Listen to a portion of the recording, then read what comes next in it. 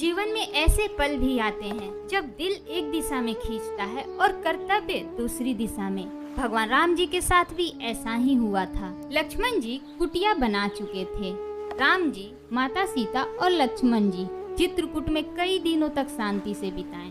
ऐसा लग रहा था कि वनवास अब इसी शांति में बीतेगा। किसी को नहीं पता था कि कुछ ही दिनों में यह शांत वन रामायण का सबसे भावुक पल बनने वाला है।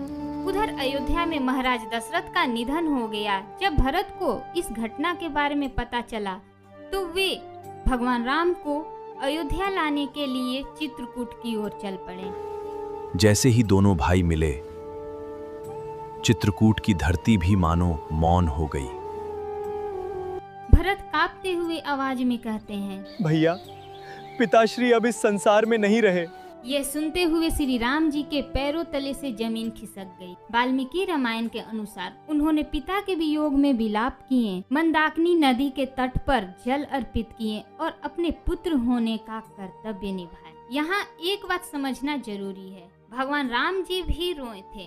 उन्हें भी उतना ही दुख हुआ था जितना कि किसी पुत्र को उसके पिता के चले जाने पर होता है। लेकिन दुख के बाद भरत ने कहा, अयोध्या आपके बिना सूनी है, कृपया लौट चलिए। कुछ क्षणों के लिए राम जी के पास एक और पिता की याद थी और दूसरी ओर भाई का प्रेम और अयोध्या लौटने का अवसर। शायद कोई और होता तो लौट जाता, लेकिन श्री राम जी ने भरत के हाथ पकड़कर कहते हैं, भरत, पिता इस संसार में नहीं है, लेकिन उनका दिया हुआ वचन आज भी जीवित है। यदि मैं लौट गया तो केवल वनवास का वचन ही नहीं टूटेगा, रघुकुल का सत्य भी टूट जाएगा। उन्होंने भरत के प्रेम को ठुकराए नहीं, बल्कि उसे गले लगाए, लेकिन अपने कर्तव्य भी नहीं छोड़े। वो अपने चरण पादुका भी भरत को सौंप दिए।